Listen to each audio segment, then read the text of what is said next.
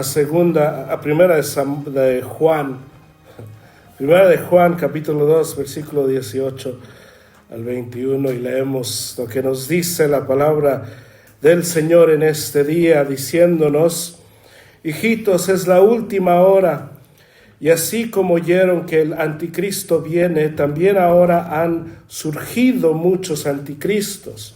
Por eso sabemos que es la última hora. Ellos salieron de nosotros, pero en realidad no eran de nosotros, porque si hubieran sido de nosotros, hubieran permanecido con nosotros. Pero salieron a fin de que se manifestara que no todos son de nosotros, porque ustedes tienen la unción del Santo y todos ustedes lo saben.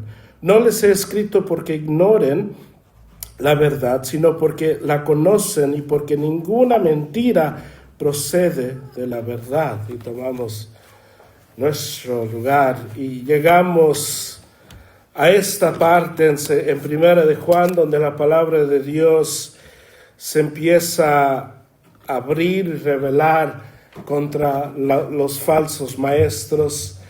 Y lo que tenemos en este estudio, en estos versículos, y lo que miraremos hoy y la semana que viene, Juan nos va a dar razones por qué los falsos maestros ya no estaban en esta congregación, y nos hablará de las tres cosas que hacen los falsos maestros para descubrirse, pero también cómo sabemos que son falsos maestros.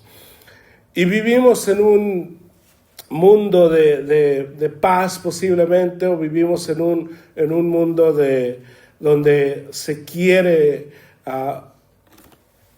comprar una paz barata, y se habla de tener paz entre las religiones, y se habla de tener paz entre naciones. Y si uno mira, por ejemplo, los concursos de personas que quieren estar en liderazgo, hacer cualquier cosa, una de las metas que mucha gente siempre tiene, una de las oraciones de la gente es: quieren la paz, quieren paz en el mundo, paz en el Medio Oriente y cosas así. Y cuando hablan de paz, hablan de una paz barata, una paz que no es permanente. Y la palabra de Dios es muy clara cuando nos habla de lo que es la paz. Jesús, hablándonos de lo que Él trae, Él nos dice: yo traigo paz, pero no como la trae el mundo. Porque la paz del mundo es una paz que sin la verdad. Es una paz que quiere recibir y quiere aceptar todo. Y ese tipo de paz es una paz muy barata, y es una paz que no dura, porque es una paz que solo está limitada a las personas que están de acuerdo con dejar todo así como está. La paz de Dios es muy diferente, porque la paz de Dios está centrada en la verdad de Cristo Jesús. La paz de Jesús solo es posible, solo se obtiene si estamos dispuestos a aceptar y creer lo que Jesús dice del mismo. Porque Jesús no dice que nosotros tenemos paz si somos amables. El Señor no nos dice que tendremos paz a través de ser personas agradables. La paz de Dios, la paz bíblica, viene a través de la verdad. Y la verdad, como nos dice Jesús, nos hará libres. Pero al hacernos libres también nos va a causar dolor, porque como todos hemos mirado, la paz de Dios, o la paz cualquiera, la paz de Dios, la paz verdadera, viene a través de la verdad de Dios, no viene a través de otra cosa. Y es por eso que cuando hablamos de Cristo, cuando hablamos de la Biblia, lo que yo estoy de acuerdo con gente que critica la Biblia, es la gente que dice que la Biblia divide. Yo estoy de acuerdo con eso, porque eso es el propósito que tiene Jesús. Jesús dice: yo traigo la paz pero no como la trae el mundo. Yo la traigo con espada para dividir. Y en esos versículos él habla de la división que hace la paz de Dios entre familias, que él divide hijo de hijas, hermano con hermano, esposo y esposa, y divide no porque quiere dividir la familia, sino porque la verdad de Dios, la verdad del Evangelio, pues nos va a dividir. Si nosotros tenemos diferentes puntos de vista en cuanto a lo bíblico, en cuanto a lo central, vamos a ser divididos. Y esto es lo que nos dice la palabra de Dios. Y cuando hablamos de los anticristos, cuando hablamos de los falsos maestros, hay personas que dicen es mejor dejarlos en paz, es mejor no decir nada, es mejor quedarnos callados y dejarlos que ellos hagan lo que ellos quieran y nosotros hacemos lo que nosotros queramos y todos vivimos separados. Y eso está bien si la consecuencia no es el infierno. Si el enseñar la falsa doctrina no lleva a la gente al infierno, entonces sí, hay que dejarlos hacer lo que quieran, hay que dejarlos que prediquen lo que quieran predicar. Pero si el resultado de creer una religión falsa, una enseñanza falsa, es el infierno, entonces tenemos que decirlos, tenemos que levantar las voces, tenemos que nosotros que decir quiénes son las personas quienes están predicando estas cosas que mandan la gente al infierno, ¿o no? Si alguien si hay una tienda que le está robando dinero a la gente, y hay una tienda, hay que suponer, Little Caesars que está aquí, hay que suponer que ellos siempre le roban a la gente, y cada vez que uno sale de comprar una pizza ahí, al salir un empleado de ahí te roba el dinero. Y nosotros sabemos, nosotros no vamos a decir, pues yo no le voy a decir a nadie, yo no quiero causar problemas. No, nosotros le vamos a decir a todo el mundo, no vayas a ese lugar. Ahí te van a robar, hay algo malo.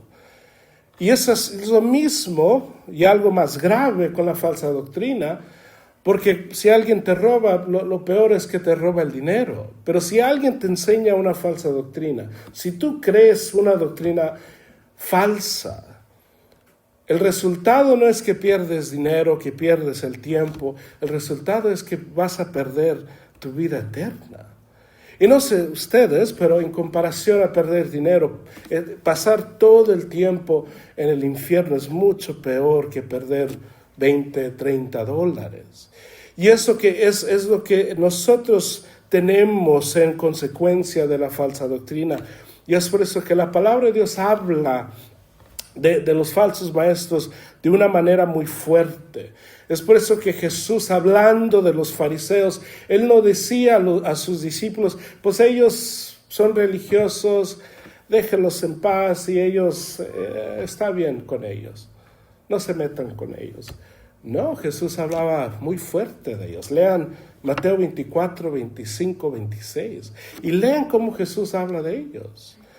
Lean cómo Jesús les dice a ellos que ellos son víboras, que ellos son hipócritas, que ellos están dirigiendo a la gente al infierno y ellos evangelizan a la gente y lo hacen pecadores que ellos. Es así como Jesús hablaba de ellos. Miren cómo Pablo en Efesios habla de los falsos maestros diciendo tenemos que exponer. Hay con la tecnología, uno puede meterse a la computadora y mirar quiénes son las personas en la calle en que cada persona vive, quiénes son las personas que tienen un récord de abuso de menores. Y nosotros, imagino que todo padre tiene acceso a eso, mira eso, para saber dónde está el peligro. No hay persona, no hay padre bueno o sabio que mira una lista y dice, sí, tú ve donde tú quieras, no importa. Un padre sabio, una madre sabia va va a mantenerse firme y decir, no vas a ir ahí. Te tienes que alejar de ese lugar. Porque nosotros sabemos el peligro que puede surgir con gente mala. Y es aquí lo que va a estar a punto de presentarse. Es por eso que cuando hablamos de falsa enseñanza, y la razón por qué en los estudios siempre, si hay falsa doctrina que tengo que señalar, siempre la señalo, porque no quiero que ustedes caigan en engaño, no quiero que ustedes caigan en cosas que no son bíblicas, porque parte de eso es mi deber. Si yo digo que soy pastor de esta iglesia y yo no les dejo saber quiénes son los falsos maestros, quiénes son las personas que predican mala doctrina, entonces yo tengo que cerrar la iglesia, porque yo no soy un pastor sabio, no soy un pastor de amor. Ahora, si yo les aviso, les digo, oigan, esta música, este ministerio es falso y ustedes quieren escuchar, pues esa es la libertad que cada persona tiene. Pero es el deber de nosotros, es el deber de cada uno de nosotros saber, conocer y sacar a la luz todo lo que es falso, toda doctrina que viene contra las cosas del Señor. Nos dice el 18, hijitos, es la última hora, y así como oyeron que el anticristo viene, y aquí Juan por primera vez, y es la única vez en toda la Biblia donde la palabra aquí anticristo se usa de la manera que la usa. Jesús habla de anticristos en los evangelios, hablando de falsos maestros en general. En el libro de Apocalipsis se habla del anticristo como un sistema, como estudiamos en el Apocalipsis. Pero aquí es el único lugar donde se usa la palabra anticristo en el griego para darle hablando de una persona específica, hablando de una persona que vendrá en el futuro, hablando de una persona que representa todo lo malo, es el único lugar aquí. Y dice, así como oyeron que el anticristo viene, también ahora han surgido muchos anticristos. Y cuando dice anticristo se está hablando, porque cuando nosotros pensamos de anticristos, pensamos de una persona poderosa, una persona política, una persona que se levanta, y es por eso que si podemos regresar en la política, imagino que desde los 50 se ha dicho de todo presidente de los Estados Unidos que él ha sido el anticristo de una forma o la otra. Y yo me recuerdo que se decía eso de Bill Clinton, se decía eso de George W. Bush, se decía eso de Obama, se decía eso de Trump, se decía de Biden. Siempre ha habido una idea de que el anticristo es el presidente de los Estados Unidos, pero la Biblia no habla de una persona política en este sentido, en este contexto. Está hablando de una persona religiosa, está hablando de una persona que predica una enseñanza fuera de lo que está escrita en la palabra de Dios. Y nos dicen que han surgido muchos anticristos. Por eso sabemos que es la última hora, hablando de los últimos días. ¿Cómo sabemos que estamos viviendo en los últimos días conforme a primera de Juan? Es que han surgido muchos anticristos. Y como el tiempo de Juan, en nuestro tiempo también, pues hay muchos anticristos cubiertos del nombre cristiano, y hay muchos anticristos cubiertos de otras religiones. Y de eso se está refiriendo aquí. Se está refiriendo a toda persona, todo predicador, cristiano o no, que predica un evangelio contra las cosas y las cosas bíblicas. Y dice, por eso sabemos que es la última hora, porque han surgido muchos anticristos. El 19 dice, y ellos salieron de nosotros, noten, salieron de nosotros, pero en realidad no eran de nosotros, diciéndonos que estos anticristos no salen del mundo, no salieron o no empezaron fuera de la iglesia. Toda enseñanza falsa empieza en la iglesia. El peligro empieza aquí entre nosotros.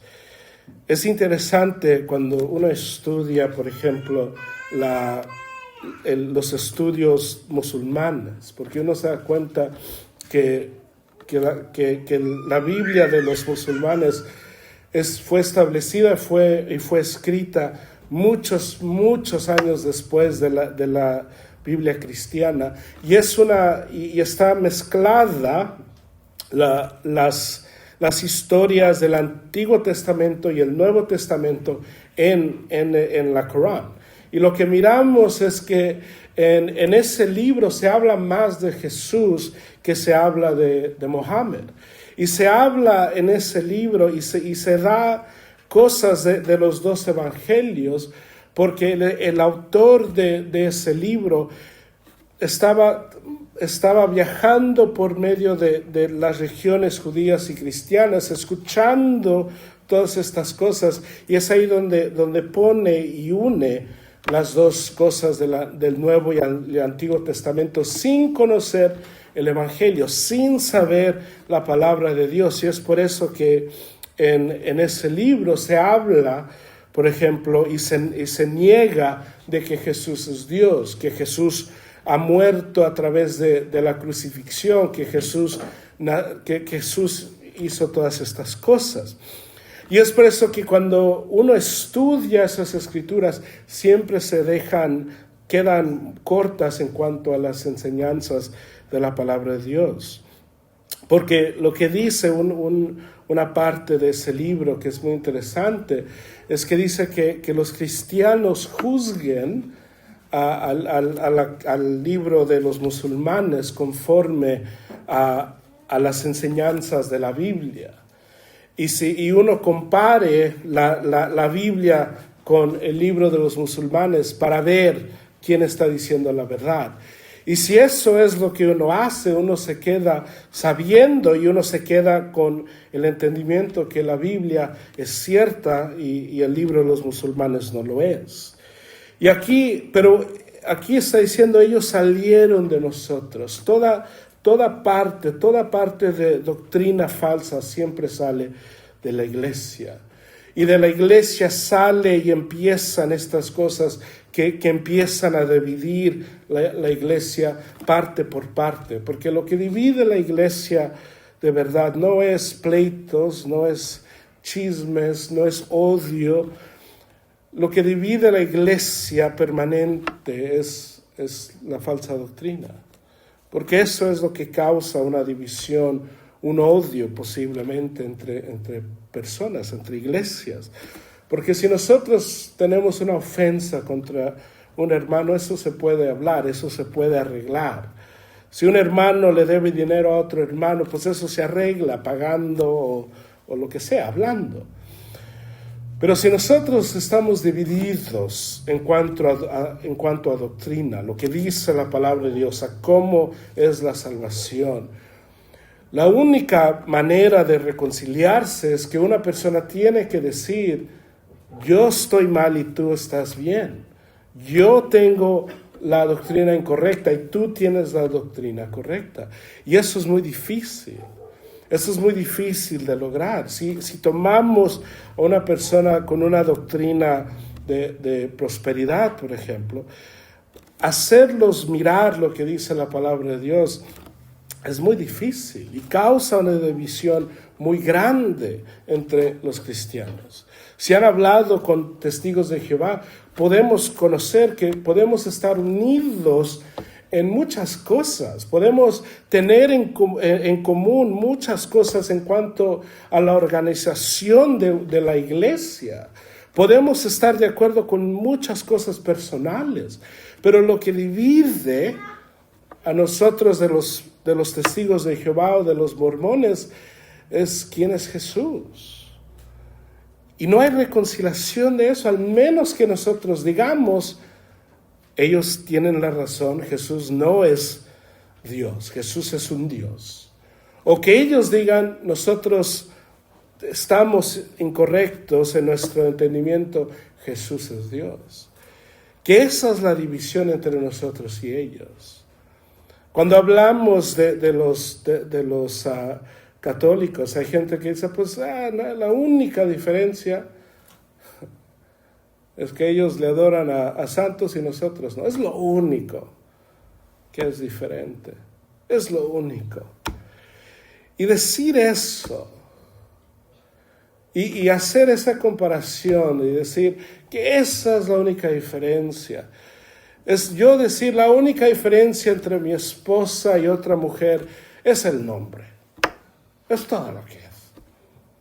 Otra mujer se llama María y ella se llama Stephanie. Es la única diferencia. Pero las dos son mujeres. Que eso no es cierto, porque hay una diferencia grandísima entre mi esposa y otra mujer. Y nosotros decir que la única diferencia, lo único que es diferente, que ellos oran a santos y nosotros no, estamos diciendo que es una distinción muy pequeña, es una distinción grandísima. Y es por eso que cuando nosotros hablamos y miramos lo que se está diciendo aquí, la falsa doctrina empieza entre nosotros y la falsa doctrina crece entre nosotros cuando nosotros no conocemos la sana doctrina. La razón por qué hay tanta mala doctrina es porque muchos de la iglesia no conocen lo que es sana doctrina. Es por eso estamos hablando el martes, después del servicio, de muchas iglesias que enseñan falsa doctrina. Y uno se pregunta, ¿cómo es que tanta gente puede caer al engaño? Es porque, aunque no queramos aceptar, hay mucha gente que no conoce lo que es sana doctrina. Hay mucha gente, hermanos, que se dicen ser cristianos, pero si les preguntas, ¿cómo puedo ser salvado? Te van a decir, pues tienes que ir a la iglesia. Tienes que orar. Y eso no te salva. Llegan a la iglesia, obviamente, oren. Hay gente que va a decir, pues tienes que leer tu Biblia si quieres ser salvado. Y lean sus Biblias, pero eso no te salva. Porque lo que nos salva es arrepintiéndonos de nuestros pecados y poniendo nuestra fe en Cristo Jesús. Eso te salva. Y hay mucha gente que se dice ser cristiana que no conoce, no sabe. Si alguien les dice, ¿qué tengo que hacer para conocer a Dios? ¿Cómo sé que estoy hablando con el Dios verdadero? ¿Cómo sé que yo me estoy comunicando con el Dios de la Biblia? Y hay muchos cristianos que dirán, pues no sé, solo di en el nombre de Jesús. Y no sé. Y nosotros, si somos cristianos, tenemos que saber que el Dios de la Biblia, el Dios que nosotros predicamos, es un Dios que nos salva a través de la gracia, nos salva por medio de la fe, que nosotros llegamos a Él por eso, porque Él nos ha puesto su justicia, Él nos ha cubierto con su justicia y por eso nosotros tenemos comunión con Él. Que todo lo que hacemos, el ir a la iglesia, el orar, el abrir la Biblia, el convivir con los hermanos, el tomar de la Santa Cena, el bautizarnos, todo eso, todo lo que hacemos, el vivir una vida santificada hacia Él, todo eso es el resultado de nuestra profesión de fe. Pero no lo hacemos para obtener, no lo hacemos porque vamos a recibir una salvación, lo hacemos porque ya hemos sido salvados. Y hay mucha gente cristiana que no conoce eso. Me acuerdo en la iglesia donde yo crecí, había un hermano que él había estado ahí en la iglesia unos 4 años. Y siempre lo miraba, nunca hablaba con él. Y una vez, después de un servicio el viernes, hablé con él. Y hablando con él, él dice, yo quiero yo quiero darle mi vida a Cristo. 4 años, yo lo había visto este hermano, y estaba sirviendo en la iglesia. Y yo pensaba, pues, es cristiano. Le decía hermano, él me decía hermano, y era todo. Y le pregunté, ¿cómo que quieres darle tu vida a Cristo? ¿Que no eres cristiano? Y dice, sí, no sé. 4 años en la iglesia, no sabía si era cristiano. Y le dije, ¿cómo que no sabes si eres cristiano? ¿Te has arrepentido de tus pecados? Y dice, no. Y le dije, ¿pero qué no te bautizaste? Me dice, sí, me bauticé, pero no sé si soy cristiano. Y eso es algo muy triste, que una persona esté en la iglesia 4 años, llegue al nivel de poder servir en la iglesia y que diga, no sé si soy cristiano. Y eso es una vergüenza para esa iglesia. Es una vergüenza a todo el liderazgo. Yo incluido, porque estaba sirviendo en esa iglesia. Y es una vergüenza, porque toda persona que llega a la iglesia tiene que saber si es cristiano, y si no lo es, ¿cómo puedo hacerme cristiano? ¿Cómo es que yo puedo llegar al Señor? Y estoy confiado que todos aquí conocen y saben. Y si no son, estoy confiado que todos saben cómo hacerlo. Y si no saben, hablen conmigo, por favor. Porque esto es lo que nosotros tenemos que hacer, lo fundamental, que conocer a Cristo para que las falsas enseñanzas no nos agarren, no nos atrapen. Dice, ellos salieron de nosotros, pero en realidad no eran de nosotros. Que ellos salieron, ellos empezaron, pero se fueron. Pero dice, en realidad no eran de nosotros, porque si hubieran sido de nosotros, habrían permanecido con nosotros. Y Juan aquí nos da esta enseñanza del que es. Y aquí se nos habla de la doctrina de la perseverancia de los santos. Aquí se nos habla de la enseñanza de que si podemos perder la salvación o no. Porque Juan no dice ellos eran hermanos y ahora ya no. Ellos eran salvados y ahora no.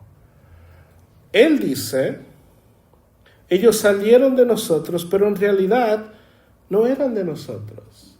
Estaban aquí, salieron de aquí, pero en realidad no son de aquí. Ellos no son parte de nosotros. Porque si hubieran sido de nosotros, si fueran de aquí, si fueran uno de nosotros, aquí estuvieran. Y no está hablando que ahí estuvieran físicamente, porque él está hablando de doctrinas falsas. Él no está diciendo que la gente no se tiene que ir de la iglesia y cambiarse iglesias y moverse. No está hablando de eso. Él está hablando de doctrinas falsas. Que hay gente que empieza en una iglesia y empieza y desarrolla una doctrina falsa y se va, y uno dice, ¿te acuerdas cuando fulano de tal era cristiano? Había un tiempo donde ellos eran cristianos. Y lo que dice Juan es, nunca eran. Estaban aquí, se miraron como si eran. Hebreos dice que hay personas que pueden probar del poder de Dios, pero no son de nosotros. Porque el resultado de una persona que es cristiana, el fruto de una persona que es cristiana, es que una persona que es cristiana permanece cristiana. Es la perseverancia de la fe de una persona.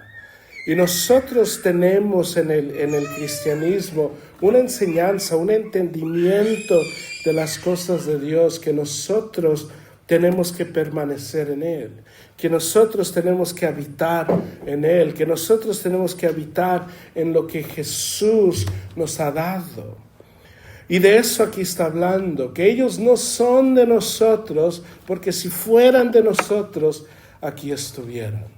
Y es por eso que la razón por qué nosotros podemos juzgar y saber quién es cristiano, quién no, una de las maneras muy fáciles es preguntarnos o mirarlos y decir, ¿siguen siendo o no? Porque una persona, todos pueden levantar la mano y decir, yo le doy mi vida a Cristo, yo voy a decir estas palabras y repetir la oración. Todos se pueden apuntar para ser bautizados y todos pueden ser bautizados. Todos pueden hacer esto. Pero no todos pueden permanecer fiel. No todos pueden seguir creciendo en su fe. Es como el matrimonio. Todos se pueden casar. Todo es muy fácil. El casar es lo más fácil del matrimonio. Es el día más fácil. Es el día de la boda, es el día más fácil. Pero como nos dicen las estadísticas, 50% de los matrimonios cristianos resultan en divorcio. Porque es una cosa casarte, es otra cosa mantenerte casado. Y de los 50% que no se divorcian, imagino que hay un porcentaje más pequeño de la gente que de verdad está triunfando y creciendo en su matrimonio. Porque es una cosa casarte, es otra cosa quedarte casado, es otra cosa estar creciendo en tu matrimonio día tras día tras día, porque eso toma mucho esfuerzo, mucho trabajo. Y es por eso que la evidencia de un cristiano es su vida, es cómo ellos han vivido toda su vida, es cómo ellos han permanecido en las cosas del Señor. Y es así como nosotros podemos dar evidencia que de verdad somos cristianos. Si nosotros decimos soy cristiano, pero cada cosita me tropieza, cada cosita me tira al piso y estoy llorando, ¿dónde está mi Dios? Y nunca puedo pelear con mi fe, nunca puedo defenderme con mi fe. Cualquier cosita me da duda, cualquier cosita me tira al piso. Y no tengo la certeza, el gozo en las cosas de Dios. Entonces hay un problema con mi confesión. Si mi confesión me aleja de las cosas de Dios y me aleja de la palabra de Dios y yo me aferro más a dichos cristianos que a la palabra de Dios, entonces hay un problema con eso. Si lo que me da más esperanza es un dicho que se pone que es cristiano, Él te carga y Él te carga en todas las cosas, o la foto de las personas que caminan en la playa y hay gente que dice, eso me bendice mucho. Y eso es bueno, pero eso no está en la Biblia. ¿Por qué no te fortalece lo que dice la palabra de Dios? Y eso es lo que nosotros tenemos que mirar, eso es lo que nosotros tenemos que siempre evaluar, porque el que camina la vida como cristiano somos nosotros. Es bonito pensar que Jesús camina por nosotros, pero somos nosotros. La vida del cristiano se vive por nosotros. Porque Jesús no lee mi Biblia por mí, no lee la Biblia por ustedes. Jesús no es el que es un buen esposo a sus esposas, somos ustedes. Jesús no es un buen esposo a sus esposos, son ustedes. Nosotros tenemos que saber que el que vive en nosotros es Jesús, es el Espíritu de Dios, pero el que está viviendo somos nosotros. Y muchas veces nosotros, al mirar cosas cristianas o que pueden ser cristianas, decimos, eso me da aliento, pero la Biblia nunca nos da ese aliento. Y hay un problema con eso. Y aquí él está hablando de estas personas que ya no están aquí, que ya no han permanecido. Y esto nos habla de la importancia de nosotros permanecer en el Señor, permanecer en lo que Él nos da, permanecer en las cosas de nuestro Dios, permanecer en la fe, porque eso nos da evidencia que si somos cristianos o no. Es el mensaje a las 7 iglesias en Apocalipsis. El que puede resistir hasta el final recibirá la corona de la vida. Es el mensaje de Pablo a los Corintios, de correr como el que corre para terminar la carrera, para obtener el premio. ¿Cuál es el premio? El cielo, Jesús. Él es el premio. Que nosotros seguimos y corremos. Es por eso que Pablo, al final de su vida, él dice: he terminado mi carrera, he peleado la buena batalla. Él no dice: yo peleé por unos 20 años y estos últimos 20 yo he estado relajado y ahora estoy listo para el retiro. No, yo hasta el final he corrido, hasta el final he peleado. Y esta es la vida del cristiano. Para el cristiano no existe el retiro espiritual. No existe el retiro. No existe la idea de que un día voy a tener edad X y ya no voy a tener que esforzarme. Se va a mirar diferente, obviamente. El ministerio de una persona en los 70 se mira muy diferente a una persona en los 30, obviamente. Pero no para de ser ministerio. La fidelidad de una persona en los 70 es muy diferente a la fidelidad de una persona en los 30, pero es la misma fidelidad que se pide.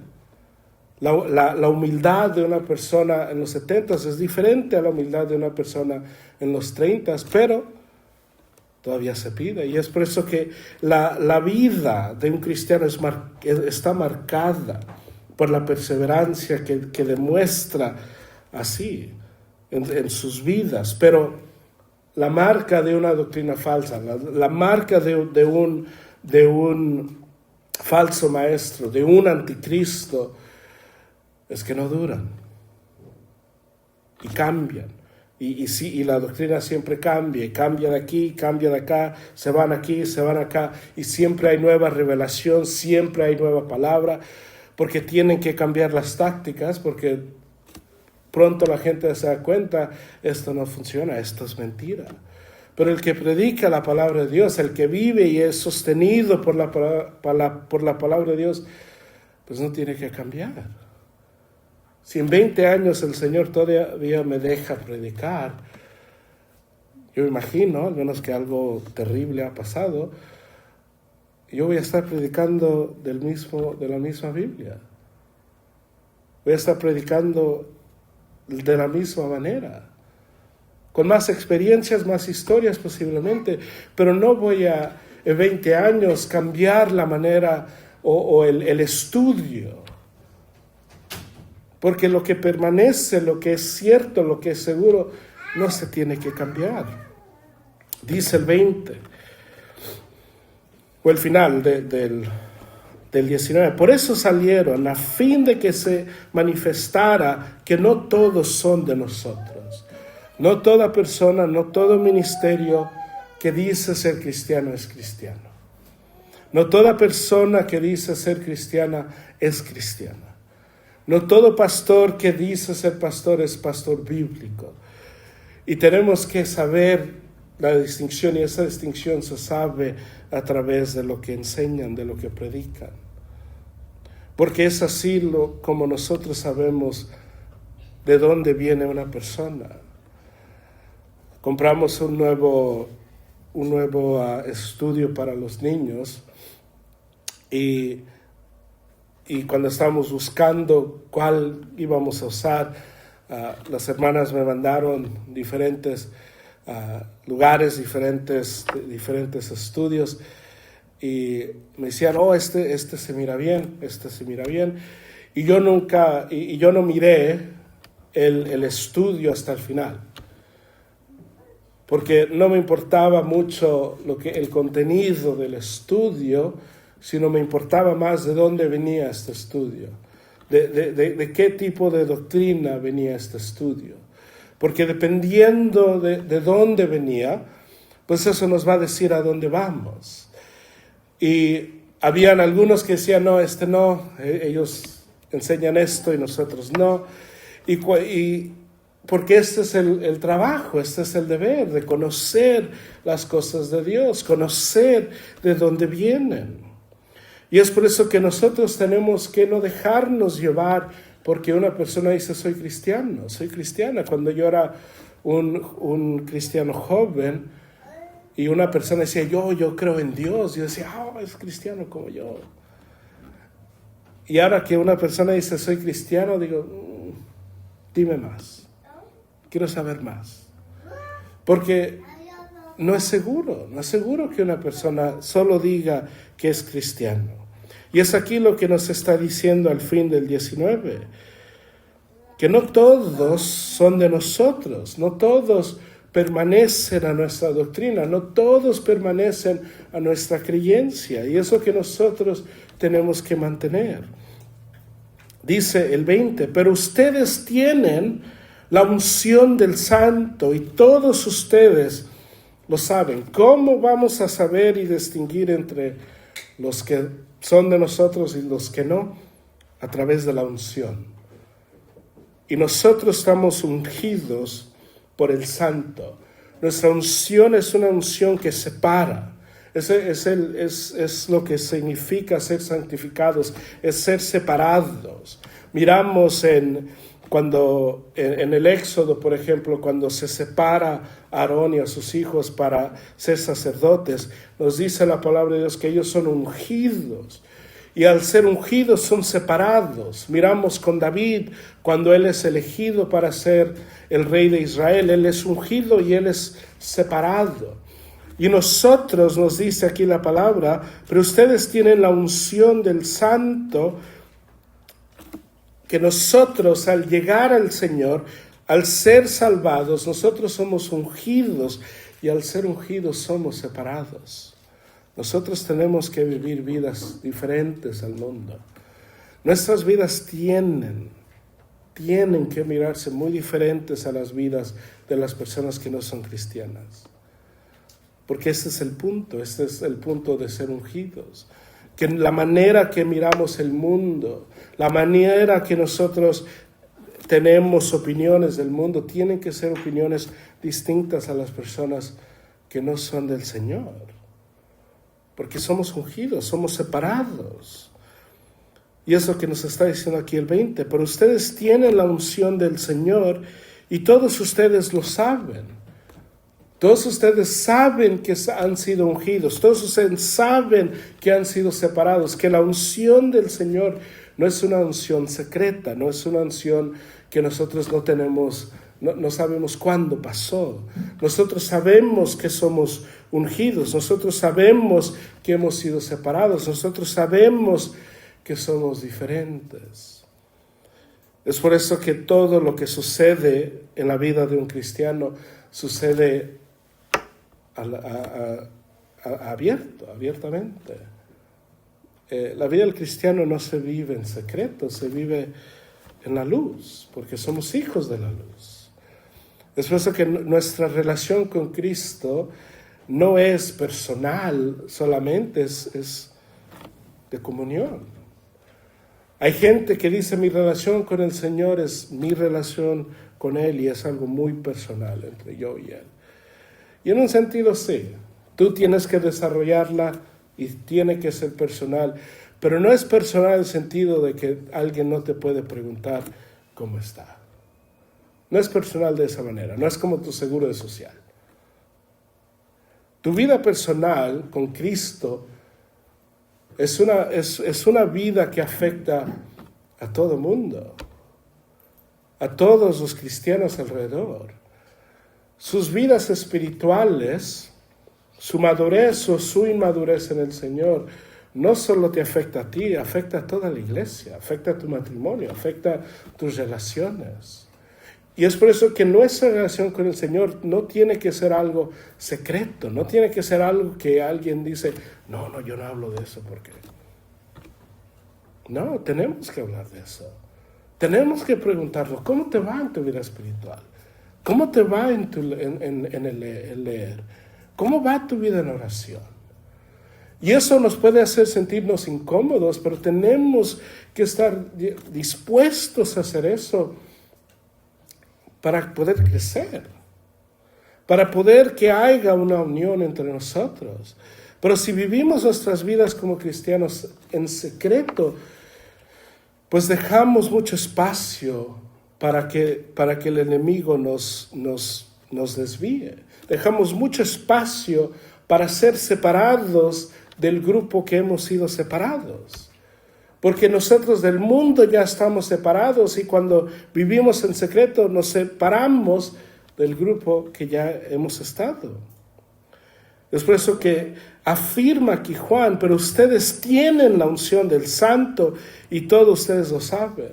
Ustedes saben quiénes son los anticristos. Ustedes conocen las falsas doctrinas porque han sido ungidos por el Señor. Es la responsabilidad de nosotros de conocer, de saber cuáles son las falsas doctrinas y no dejar que vivan entre nosotros, no dejar que habiten entre nosotros. Dice el 21, no les he escrito porque ignoren la verdad, sino porque la conocen y porque ninguna mentira procede de la verdad.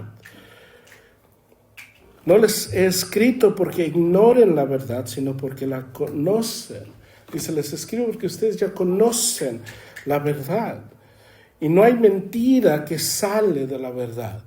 Nos debe de importar mucho la falsa doctrina y la buena doctrina, porque nos debe de importar mucho lo que es verdad y lo que es falso. De la misma manera que posiblemente nos importa mucho lo que comemos. Nos importa mucho qué es lo que le ponen a ciertas comidas, y si le ponen mucho azúcar, decimos, no, tiene demasiado azúcar. No. Y así se protege a los niños. Si un niño está comiendo, se le da algo, le dicen, le das poquito porque tiene mucha azúcar para él o para ella. Porque nos importa el contenido de ciertas cosas. Y de esta manera nosotros nos tiene que importar la palabra de Dios, nos tiene que importar la doctrina. Porque doctrina no es solamente doctrina. Hay buena doctrina, hay falsa doctrina, hay doctrina correcta, hay doctrina incorrecta. Y no toda doctrina incorrecta es falsa doctrina, pero tenemos que saber la diferencia. Tenemos que saber la distinción. Porque si no sabemos la distinción, entonces vamos a llamar una doctrina falsa, incorrecta, y una doctrina incorrecta, una doctrina falsa. Y tenemos que saber la diferencia. Y tenemos que saber eso para saber con quién podemos tener comunión, con quién podemos tener paz. Porque si no sabemos, entonces nosotros vamos a tener comunión y vamos a tener paz con gente que no debemos. Cuando estábamos en Cudahy, me habían dicho de un evento que querían tener las iglesias alrededor, y era un evento de las religiones alrededor de Cudahy, de Bell, que querían tener. Y era para unir la comunidad conforme a la fe. Y querían unir a la comunidad y decir que nosotros, los cristianos, los católicos y los musulmanes y los testigos de Jehová, todos estamos en paz, todos tenemos paz el uno con el otro. Y me dijeron, ¿por qué no traes a tu iglesia? Y será buena oportunidad para conocer a otros líderes religiosos de la comunidad. Y le dije, no, nosotros no estamos interesados, pero tiene que haber paz. Y le dije a la persona que estaba organizando, no se puede, es imposible que nosotros tengamos paz con ellos y ellos con nosotros, porque teológicamente no hay paz. Porque yo no puedo llegar con los católicos, con los musulmanes, con los testigos de Jehová y hasta con unas iglesias cristianas de la región y predicar lo que predico, y ellos van a estar de acuerdo. Si queremos saber si nuestra enseñanza es bíblica, la manera que se puede comprobar es si predicamos este evangelio en una sinagoga judía, y si la gente dice amén, entonces no estamos predicando un evangelio bíblico. Si los musulmanes escuchan esto y dicen, gloria a Dios, amén, no estamos predicando un evangelio sano, porque la doctrina divide, une a los que son de la misma doctrina, pero divide a los que no.